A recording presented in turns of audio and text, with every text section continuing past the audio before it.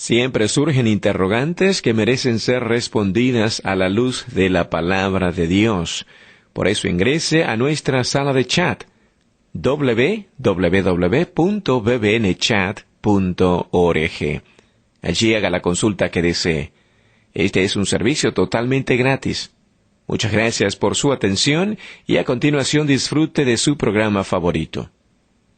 El siguiente segmento es clasificación F, formativo, educativo cultural, A, apto para todo público. Le damos una cordial bienvenida a nuestro programa Esperanza para el Corazón. Es nuestro sincero deseo que durante los próximos minutos juntos usted pueda ser animado y equipado con las verdades de Dios para los problemas de hoy. Y ahora con nosotros nuestro maestro José Velázquez.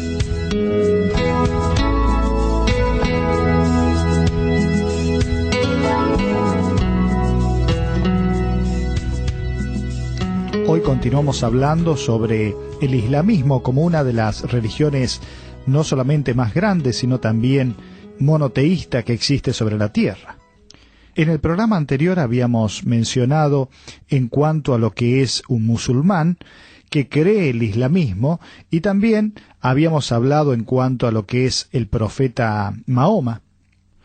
Habíamos mencionado que cuando hablamos de el islamismo nos estamos refiriendo a esa religión mundial que comenzó bajo el liderazgo de Mahoma, allí en la península arábiga. Al presente existen más de 100 millones de seguidores del islamismo y se encuentran en todos los continentes y su membresía sigue creciendo. Es considerada la segunda religión más grande del mundo y la de más rápido crecimiento. Solo el cristianismo cuenta con mayor cantidad de seguidores. Podríamos decir que aproximadamente el 20% de la población mundial es islámica. Por eso es importante entender qué piensa, qué siente, qué cree aquel que es musulmán. Recordemos que cuando nos referimos a esta palabra Islam, el significado es sumisión. Esto implica esa sumisión o esa sujeción a la voluntad de su Dios, es decir, de Alá. Alá significa literalmente el Dios. Ahora, las personas que son seguidores del islamismo se le llaman musulmanes, que significa en el fondo los que se someten a la voluntad de Alá. Recordemos también que no todos los árabes son musulmanes, sino que esta palabra musulmán se refiere a la religión personal. Pero cuando hablamos de naciones árabes estamos refiriéndonos a su ciudadanía de nacimiento. En el programa anterior habíamos hablado de su profeta, que es Mahoma, este hombre que está en la boca de millones y millones de musulmanes. Es el fundador de la religión islámica y fue un reformador religioso y un estratega político. Él logró unificar a los diversos pueblos de la península arábiga al abolir la libertad religiosa y establecer el credo islámico impuesto por el Estado. La historia dice que Mahoma a la edad de 40 años comenzó a tener visiones inquietantes que después dijo provenían del ángel Gabriel. Él proclamó una revelación clave y decía: no hay Dios sino Alá y Mahoma es su profeta. El islamismo presenta a Mahoma como el sello de los profetas, el último y más grande de los profetas de Alá, que fue precedido por una larga lista de otros profetas. Allí incluyen a Adán, Noé, a Abraham y aún hasta el mismo Jesucristo. También recordemos lo que ya vimos en el programa anterior en cuanto a que los adeptos del islamismo se dividieron en diferentes grupos, y de allí entonces encontramos a los musulmanes sunís, que es el grupo más grande de los islámicos. Aproximadamente el 85% de la cifra mundial de musulmanes son musulmanes sunís. Esta palabra significa camino firme, implicando que ellos seguían las huellas tradicionales de Mahoma. Luego tenemos los musulmanes chiitas. Este es el segundo en importancia en el mundo musulmán. Representa más o menos el 10 o el 14% de los musulmanes a nivel mundial. Esta rama cree que el sucesor legítimo de Mahoma debe pertenecer a su linaje personal. Por ello los chiitas reconocen al primo y yerno de Mahoma llamado Alí y a sus descendientes como los únicos sucesores legítimos. Esta palabra chía significa facción o seguidor, siendo este el partido o seguidores de Alí. Luego tenemos a los musulmanes sufís. Es una secta mística de los musulmanes que fue aceptada como un movimiento reconocido en los años 700 después de Cristo. Ellos son devotos de prácticas que se centran en experiencias internas para llegar a ser uno con Alá. Para ellos es más trascendental que cualquier cosa su deseo de conocer y experimentar a Alá. Esta palabra sufí significa el que usa lana, ya que ellos utilizaban lana cruda para evidenciar su creencia en la simplificación de la vida y la pobreza. Su movimiento comenzó como reacción a la prosperidad, a la inmoralidad y a la falta de paz del antiguo mundo musulmán. Y también tenemos a los simpatizantes del islamismo, que es una secta que no tiene un credo escrito. No sigue ninguno de los escritos islámicos sagrados. Es una secta plagada de superstición y prácticas de ocultismo que varían según la región del mundo en que se encuentren. Por último, habíamos hablado en cuanto a los escritos sagrados del islamismo, como es el Corán y también el Hadith. Para los musulmanes, el Corán es uno de sus libros sagrados. Ellos dicen que es el registro escrito de las palabras de Dios dictadas por el ángel Gabriel a Mahoma, allí entre los años 610 y 632 después de Cristo. Luego se hizo una compilación del Corán entre los años 646 y 650. El Corán es aproximadamente como el tamaño del Nuevo Testamento. Contiene capítulos y versículos con un nombre especial, surat y ayas. Los cortos le fueron revelados a Mahoma en la Meca durante la primera parte de su carrera y se centran principalmente en Dios y el día del juicio. En cambio, los surat más largos le fueron revelados en Medina en los últimos años de su vida.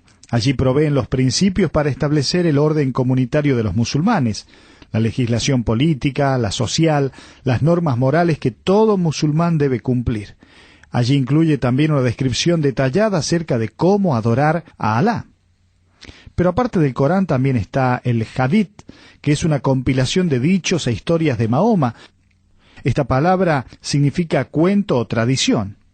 El Hadith podemos decir que es el libro sagrado que le sigue en importancia y autoridad al Corán. Podríamos decir que el Hadith aclara algunos puntos y presenta más dichos y obras de Mahoma, así como de algunos de sus sucesores. Allí describe cómo debe conducirse un musulmán. El mensaje principal es este: cuando tenga duda, haga lo que hizo Mahoma. Pero aparte de el Corán y el Hadith, también como escritos sagrados está el Sunna, que significa camino firme. Esto es una compilación de tradiciones y costumbres que describen el estilo de vida islámico. El Sunna podemos decir que está basado en el Hadith. Si quisiéramos encontrar alguna diferencia entre los dos, entre el Sunna y el Hadith, podríamos decir que el Hadith es la narración de lo que Mahoma dijo, y el Sunna es la biografía de su vida. Y el Corán es una serie de doctrinas que Mahoma creyó haber recibido de Dios. Pero hablemos ahora un poco en cuanto a los líderes religiosos de los musulmanes. Entre los líderes religiosos encontramos, en primer lugar, el califaz. Después de la muerte de Mahoma, el líder principal del islamismo fue el califá, que significa sucesor, representante o delegado, indicando así que era el guardián de la fe islámica. El califá era para el islamismo lo que el papa para el catolicismo romano. El califato terminó en 1924. Para el islamismo de la rama suní, el líder de las oraciones congregacionales de los viernes es el imán. Lo hacen allí en la mezquita y él sirve como cuidador de esta. El imán, cuyo título significa líder de oración, desempeña el cargo como algo similar a los actuales pastores protestantes. En el islamismo chiita, el imán es el líder máximo religioso, social, político, que es escogido directamente por Dios. Es el encargado de llevar al verdadero islamismo al triunfo final. Los chiitas consideran que la interpretación que el imán hace del Corán es infalible, muy parecido a lo que los católicos piensan acerca de los pronunciamientos del Papa cuando habla ex cátedra, pues es la cabeza de la Iglesia Católica. Entonces vimos en los líderes religiosos de los musulmanes a los califá, el imán, luego también están los ayatolá. Para los musulmanes chiitas, el ayatolá es quien ostenta el rango más alto. En la actualidad, los líderes forman un pequeño grupo de ayatolás similar al grupo de cardenales o arzobispos de una iglesia católica. Ayatolá significa señal de Dios. Muchos chiitas no solamente creen las palabras y actos de sus ayatolás, sino que confían en ellos a tal grado que ellos determinan sus creencias y sus acciones. Y en cuarto lugar está el Mahdi, cuyo nombre significa el correctamente bien orientado. Es el líder mundial que esperan y cuya aparición será anunciada por señales cósmicas. El Mahdi reconstruirá al verdadero Estado Islámico. Se cree que proviene del linaje de Mahoma, de su hija Fátima y de su yerno Alí. Los sunís todavía están esperando la aparición inicial de su Mahdi. Sin embargo, los chiitas consideran que su más grande y último imán es el 12º califa, el cual desapareció siendo aún muy pequeño en el año 874 y cuyo retorno esperan como su Mahdi. Según el Hadith, la venida del Mahdi precederá la segunda venida de Jesús. El Mahdi llenará al mundo de justicia. Muchos teólogos chiitas lo consideran un tipo de Cristo. Entonces, fíjese cómo está organizado el liderazgo dentro de la religión musulmana. Los califá, el imán, ayatolá, Mahdi, y todo esto es importante conocerlo. Ahora, es interesante notar cómo el islamismo se considera una alternativa moral, disciplinada al cristianismo. Fíjese cuánta similitud con aquellos cristianos devotos que van buscando crecimiento espiritual, pureza moral, que creen en un día de juicio, que ofrendan un porcentaje de sus ingresos para los pobres, que ponen gran énfasis en hacer y evangelizar a otras personas que no están iluminadas. Aún con todas esas similitudes, algo importante a tener en cuenta es que los musulmanes, al igual que el resto del mundo, y que muchos que dicen ser cristianos, son responsables de lo que hagan con la persona de Cristo, porque aún aquellos que se llaman cristianos pueden estar siguiendo una religión cristiana, pero no conocer ni tener una relación con Cristo. Entonces, qué importante que es examinarse y entender lo que dice la palabra de Dios allí en Hechos 4:12, en ningún otro hay salvación, porque no hay otro nombre bajo el cielo dado a los hombres en que podamos ser salvos.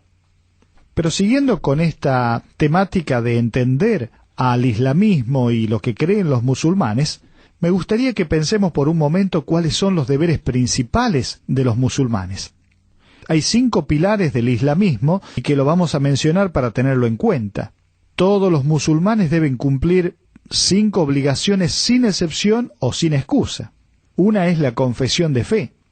Los musulmanes deben recitar públicamente el shahada, que significa ser testigo.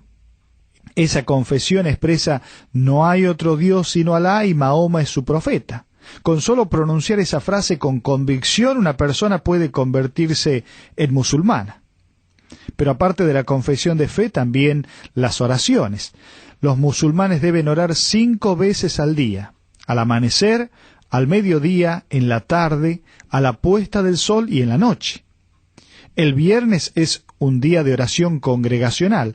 Sus oraciones involucran una variedad de posturas: parados, arrodillados, manos y cara al suelo, volteados hacia la Meca. Pero primero deben pasar por el ritual del lavamiento o Alá no aceptará sus oraciones.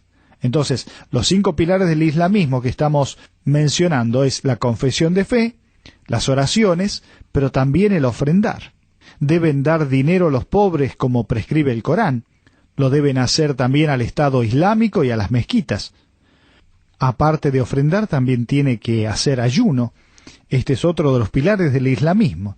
Los musulmanes deben dejar de comer, beber y tener relaciones sexuales durante el día del mes de Ramadán, que es el 9º mes del calendario lunar islámico. Desde la puesta del sol pueden participar de esos elementos y hasta el amanecer del siguiente día. Y por último, otro de los pilares es la peregrinación. La Meca se encuentra en Arabia Saudita. Los musulmanes tienen que visitar la Meca al menos una vez durante su vida. Si su salud o situación económica se lo impide, se le permite otra alternativa. Ellos creen que el santuario central de la Meca, llamada la Kaaba o el Cubo, fue construido por Abraham e Ismael. Entonces, los 5 pilares del islamismo, en el cual todo musulmán debe cumplir sin excepción, es la confesión de fe, las oraciones, el ofrendar, el ayuno y la peregrinación. Después de analizar estos pilares del islamismo, también es importante entender cuáles son las doctrinas principales del islamismo. Podríamos resumirlas en 6 artículos de fe, que son doctrinas principales que tienen los musulmanes y que todo musulmán debe no solamente confesarlos verbalmente, sino también respaldarlos con toda su mente. En primer lugar está la concepción de Dios. Los musulmanes creen en un solo Dios, en Alá. La relación dinámica entre Alá y el ser humano es de amo a esclavo, en contraste con lo que existe en el cristianismo entre Dios y los suyos, que es la relación de padre e hijo. El Dios Alá islámico es un ser distante de su pueblo, mientras que el Dios bíblico se relaciona directamente con la gente a través de Jesucristo. Los musulmanes dicen que Alá cuenta con 7 características principales, que podríamos decir los atributos. Todo lo ve, todo lo oye, todo lo habla, todo lo sabe, todo lo desea, todo lo puede y posee una unidad absoluta. Alá no tiene hijo o asociado. Podemos decir que el Corán expresa que Dios no es una trinidad. En segundo lugar están los profetas. Los musulmanes creen que Alá ha hablado por medio de más de 100.000 profetas que incluyen a Adán, a Ismael, a David, a Jonás, a Juan el Bautista. Bueno, piense en todos los que menciona la Biblia. Pero los 5 principales, desde el punto de vista de los musulmanes, son Noé, Abraham, Moisés, Jesús y Mahoma, a quienes les llaman los de la declaración. Cada profeta presentó parte de la verdad en su tiempo, dicen, pero se considera a Mahoma como el profeta de todos los tiempos. Ellos dicen Jesús no es Dios, sino un profeta de Dios. En tercer lugar, en cuanto a los artículos de fe, refiriéndose a los ángeles, es importante entender que los musulmanes creen que los ángeles son servidores de Dios, a través de los cuales Él revela su voluntad. El ángel más importante es Gabriel, quien apareció a Mahoma. Cada persona cuenta con 2 ángeles registradores, les llaman. Uno registra las buenas obras y el otro las malas obras. Ese registro se conocerá en el día del juicio venidero, y con base en las obras se decidirá la salvación. El cuarto artículo de fe tiene que ver con los libros sagrados. Los musulmanes reconocen 4 libros inspirados: la ley de Moisés, los Salmos, los Evangelios y el Corán, pero consideran que los 3 primeros están corrompidos por judíos y cristianos. El Corán es un libro más sagrado, la revelación final de Alá a la humanidad. Ellos creen que contiene las palabras que Alá dictó oralmente a Mahoma por medio de Gabriel. Por lo tanto, supera todas las revelaciones anteriores, incluyendo las de la Biblia. Muchos, pero no todos los musulmanes, consideran que el hadith es autoritativo. Aunque muchos pasajes de la Biblia se encuentran en el Corán y en el hadith, se les ha hecho grandes cambios. El quinto postulado de fe es en cuanto al día del juicio. Los musulmanes creen que habrá un día del juicio y que Alá será el juez. Se pondrán en la balanza las buenas y malas obras para determinar el destino de cada persona, el cielo o el infierno. Sin embargo, los musulmanes no tienen seguridad de salvación, excepto cuando entregan sus vidas en la yihad, porque el islamismo enseña que el destino eterno solo se conocerá en el día del juicio. Pero el sexto artículo de fe es el decreto de Alá. Los musulmanes creen que Alá ordena el destino de cada persona. En casi todas las situaciones los musulmanes devotos dicen, si Alá lo permite, la gente irá al cielo, o si Alá lo permite, al infierno. No importan las buenas obras que alguien pueda hacer. Su destino prácticamente depende de la voluntad de Alá y si Él quiere mostrar misericordia. Esta doctrina fatalista se llama Qismet. Entonces, hemos hablado sobre estos 6 artículos de fe, referidos a Dios, a los profetas, a los ángeles, a los libros sagrados, al día del juicio y a los decretos de Alá. Ahora es importante entender qué dice la Biblia en cuanto a esto. Y aún más importante todavía, algunos se preguntan si adoran al mismo Dios los cristianos y los musulmanes, ya que el Dios del Corán parece ser que es el mismo Dios de la Biblia. Esto lo mencionan debido a que tanto cristianos como musulmanes tienen sus raíces en Abraham. Se podría llegar a la conclusión de que adoran al mismo Dios, pero la verdad es que el Dios de la Biblia no es el mismo Dios que habla el Corán. El Alá del Corán no es el Dios que ama a creyentes y no creyentes por igual. De los 99 nombres que se utilizan para describir a Alá en el Corán, ninguna de ellas significa amor. Además, el Corán dice, Alá no ama a los que hacen el mal, mientras que el Dios de la Biblia es un Dios de amor, y uno de sus no solo atributos, sino parte de su esencia. Allí en 1 de Juan 4:8, el Dios de la Biblia dice, Dios es amor. No es que solo Dios tiene amor, sino que Dios es amor. Pero además, el Alá del Corán promueve una relación de esclavo a amo, no de padre a hijo. Los musulmanes reverencian a Alá con temor y temblor. En cambio, el Dios de la Biblia para los cristianos es un padre amoroso y cercano. Él quiere llevar a su pueblo una relación personal con él. Por eso, si usted lee allí en 1 de Juan 3:1, dice, mirad cuál amor nos ha dado el Padre, para que seamos llamados hijos de Dios. Por esto el mundo no nos conoce, porque no le conoció a Él. Fíjese, el Dios soberano, que nos presenta a la palabra de Dios, la Biblia, es alguien que quiere tener una relación tan cercana con el ser humano, que quiere llamarnos hijos. Además de esto hay una gran diferencia, ya que el Alá del Corán no busca la redención del pecador. En cambio, el Dios de la Biblia busca a los pecadores y les ofrece salvación. Él dice allí en Lucas 19:10, porque el Hijo del Hombre vino a buscar y a salvar lo que se había perdido. Fíjese qué diferencias que hay entre lo que es el Alá del Corán y el Dios de la Biblia. El Alá del Corán no tiene compasión por aquellas personas que son incrédulas. En cambio, el Dios de la Biblia tiene un corazón compasivo hacia todas las personas. ¿Se acuerda allí en Mateo 18:12 cuando se está relatando la historia de un hombre que tiene 100 ovejas y una se extravía? Allí dice, si un hombre tiene 100 ovejas y se descarría una de ellas, ¿no deja las 99 y va por los montes a buscar la que se había descarriado? Y si acontece que la encuentra, de cierto os digo que se regocija más por aquella que por las 99 que no se descarriaron. El Dios de la Biblia tiene un corazón compasivo hacia todas las personas. En cambio, el Alá del Corán no tiene compasión por los incrédulos. El Alá del Corán es considerado como el misericordioso y compasivo, pero sus beneficios se extienden solo a sus seguidores fieles y obedientes. La compasión de Alá no se manifiesta hacia los no creyentes. Allí dice en Surá 2:190, porque Alá no ama a los transgresores. El Dios de la Biblia es misericordioso y compasivo hacia todos los pecadores. Por eso dice la Biblia que envió a su Hijo para que muriera por los pecados de todo el mundo. Allí en Tito 3:5 dice, nos salvó no por obras de justicia que nosotros hubiéramos hecho, sino por su misericordia. Al ir considerando estas diferencias entre el Alá que presenta el Corán y el Dios que presenta la Biblia, el objetivo es darnos cuenta que necesitamos reenfocarnos y entender qué dice la Biblia en cuanto a Dios.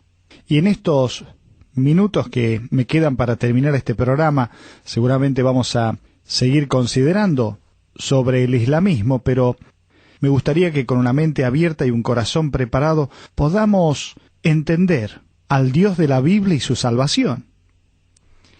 El Dios de la Biblia mira a toda la humanidad, no importa cuáles sean sus creencias, sus formas de ver la vida, sino que habla y dice, porque de tal manera amó Dios al mundo. Fíjese, al mundo, no importa en qué lugar haya nacido o qué religión tenga.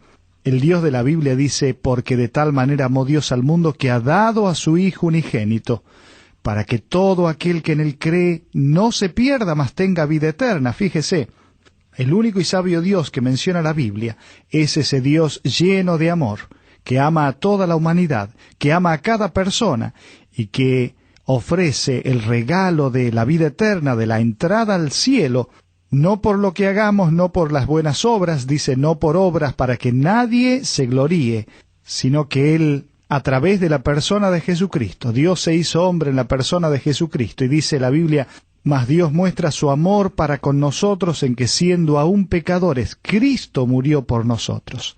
Esto es lo maravilloso, poder no solamente tener una mente abierta, un corazón abierto para escuchar y conocer al Dios verdadero, sino saber que no solo es un Dios lleno de poder, al cual debemos temer y respetar, sino que es un Dios lleno de amor, de misericordia, que quiere relacionarse con nosotros independiente de qué es lo que creamos o qué religión sigamos.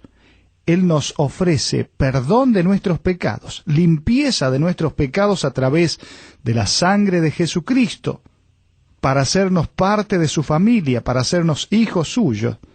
Y si usted en este momento está siguiendo cierta religión, cierta forma de pensar, el Dios verdadero, creador del universo, le invita a dejar de lado sus propias creencias y creer en lo que Él dice en su palabra. Él dice, venid a mí todos los que estáis trabajados y cargados, y yo os haré descansar. Él dice, y en ningún otro hay salvación, porque no hay otro nombre bajo el cielo dado a los hombres en que podamos ser salvos. Y Jesucristo mismo dice, yo soy el camino, la verdad y la vida. Nadie viene al Padre, o sea, al Dios verdadero, sino por mí. Entonces, si usted se da cuenta que no tiene esa relación con el Dios verdadero, ¿por qué no habla con Él a través de una oración y le dice, te necesito, reconozco mi situación de pecador y alejado de ti, pero reconozco que a través de Jesucristo, quien hace más de 2000 años murió en una cruz y derramó su sangre por mí, y esa sangre es eficaz para limpiar todos mis pecados. Hoy te pido que entres en mi corazón, que me hagas un hijo tuyo. Que el Señor le bendiga.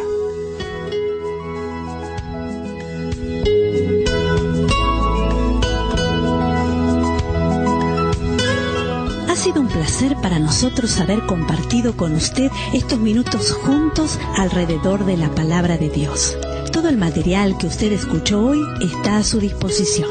Para más información, le invitamos a que visite la siguiente dirección: www.esperanzaparalcorazon.org. Esta es una producción de BBN.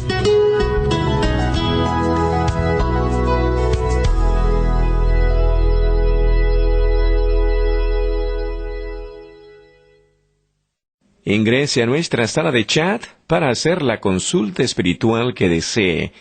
www.bbnchat.org. Este es un servicio totalmente gratis. Muchas gracias. Somos sus amigos de BBN.